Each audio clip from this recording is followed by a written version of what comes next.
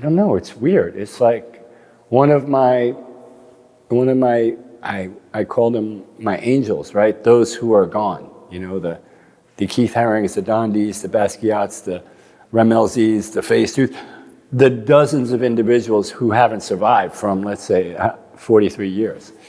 And yet, here it is, and it got delivered through some weird means, and I think that's like super awesome. So there's a black book in this exhibition, and the black books are essentially the kind of drawing pad and drawing books of the graffiti community. And so there's one here from 1980, and it's my black book. However, back during that moment when it was being scribbled in, and as many people who signed it, we only get to see one section inside the display, but that book is filled with stuff, a lot of it addressed to Futura. The point being, at a certain moment when this 2-month, let's call it, studio session occurred back in New York City with about 40 different artists coming through, that book disappeared. So prior to seeing it here, I've forgotten about it. I hadn't seen it in forever. And I arrived, show, the book is there. I'm like, wait, what? Stolen black books also in a group setting. Hello, you should have kept your eyes on it, because those things wind up finding legs and walk out the room. So I wasn't surprised. I was bummed. I was very bummed, right? Because like my book is gone. But it's somehow through the connectivity of making this whole thing happen, it returned. That was my biggest takeaway of this exhibition, actually, that something that predates everything in this building, as far as my own, what I made with my own hands, kind of began with that book. And when I was handling that book and we were running that studio, I never made a paint. I didn't actually had even made a painting yet.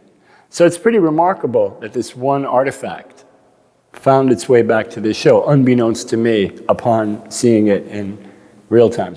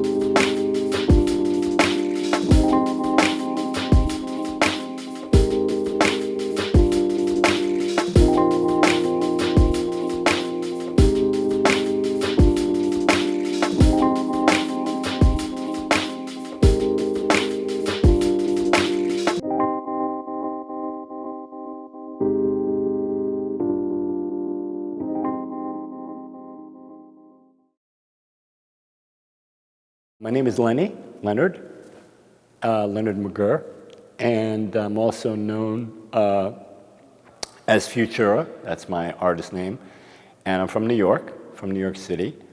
And I'm happy to be back in Buffalo, where there's a fantastic exhibition of my work over a span of couple, 2, 3 or more decades. As far as like major retrospective, you know, like let's look at all your work as best we can. Yeah, this is the first time anyone has seen, I've seen, you know, certainly dreamed of a show that had a wide range of my work over time, over that long arc, but it happened, and it happened here, and super excited about this. And like I said, I mean, this is a really great moment for me in my career.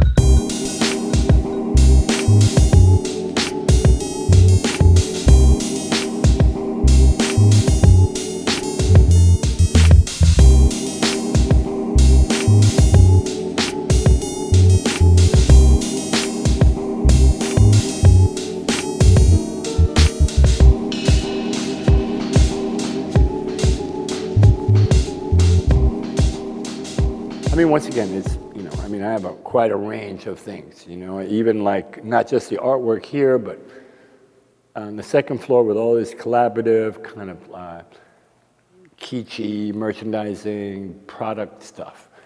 Everything's different, everything is different.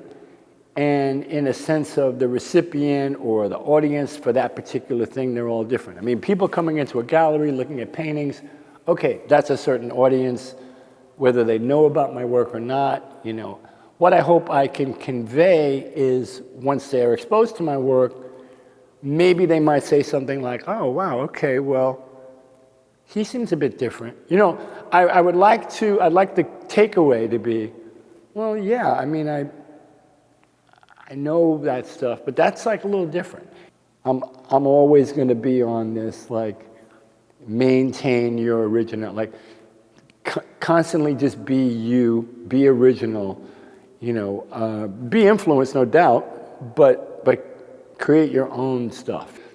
People will inevitably be like, to someone else, oh wow, that kind of reminds me, it's like Futura-esque, or it's like a future, like, and they were like, huh? Oh yeah, you're not familiar? So the fact that I think I've created enough stuff in a form of fine art, graphics, whatever, and in the range of commercial products that I've done, something has to leak out to where people can look at me and come away thinking like, wow, he's definitely, he looks to be unique. I mean, and I think that's really all I would hope people would take away. Like you see me for what I feel I am, which is a super individual type of guy, with a range of stuff. It's like I'm not just like a one-trick pony or super one-dimensional, and I only focus on, I'm so focused on my thing, I can't do anything but my thing. And at the same time, I know too, I'm kind of very critical of my stuff, and I will have experiences where I step out of even just me being me. We're here, and yeah, it's even more than just this, and we didn't even talk about the wall that I painted. And thus, that landscape format, becomes comfortable. Like, no, I always do my photos in landscape. I don't do portrait. I don't do this mode, I do that mode. And I think it's, in the eye of the beholder and, what you happen to prefer. For me, though, yeah, there's something about, I'll be honest, I think I like horizontal more than vertical as an idea. It's also like, let's go back to a subway train. That's about a scale I like. It's not too high, got a nice length, actually like optimum scale. And I think a lot of what I do too, and the wall on Elmwood, it's a bit taller than a wagon of a train car, if you will, but the length is about right, and it feels right. It's just like, oh yeah, I mean, as opposed to reducing the public art thing back to an artist dealing with canvases and whatever medium they're working with. I mean, think how small the scale is, right? I mean, you go to a classic traditional artist studio, they're all working in a relatively small scale. 3 feet, 4 feet, 6 feet. Oh, wow, yeah. Oh, look, I got a big 9-foot painting. But by other standards, by public size scale, those things are quite small by comparison. So I think one of the other things too is like, not the intimidation of scale, but the kind of acquisition of scale. Like, scale is cool.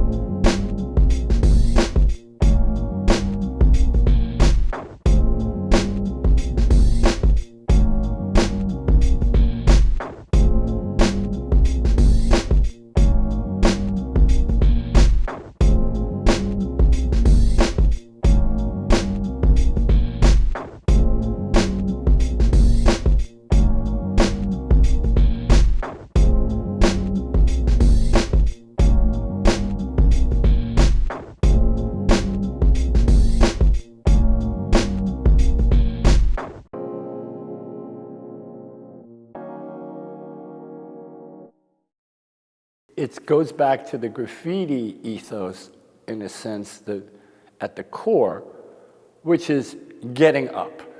Getting up as in putting your name there, putting your name on a public wall. I also come from a school, I believe, that we had a kind of a code and we frowned upon. I mean, you don't need to write on a tree, you don't need to write on a monument. I mean, there's so much from a New York City point of view, gray and kind of, diminished space. Let's try to beautify it. Let's try to, and the beautification thought that comes later. Initially, like, oh, this is me. I'm him. But it's the same thing too now, because yeah, I put my work up on a wall. Well, I don't know who's going to walk into. I don't know who will happen upon that. It's all to be determined. Someone might come and be like, wow, that's amazing. Another individual might come with a can of paint and spray all over it. But it's like the beauty of knowing that you're kind of, not a public service, but you are giving, in a sense, your work to the community. And I kind of really like that. So to me, too, the public art thing, it's more, if I'm in the act of giving, I shouldn't be taking, right? I want to meet that right down the middle of the road. I want to give, and then we both give something, and boom, let's let the public at large determine what they think of it. So it's the giving of the work that I appreciate. I just want people to see me for who I believe I am.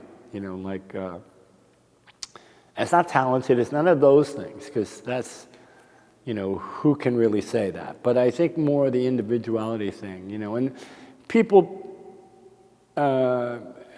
exhibit that in many ways in life, how they look, how they dress, something that kind of separates them from the pack, because, everyone tends to jump in uniforms and everything, and they kind of click together, and you can't distinguish one from the other.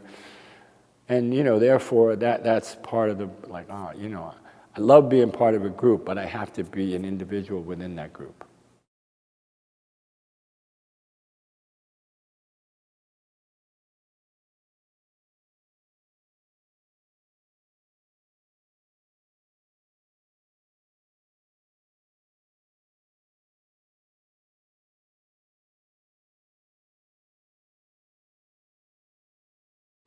There's a great line in a movie I love by Ridley Scott. It's called, everyone's seen Blade Runner.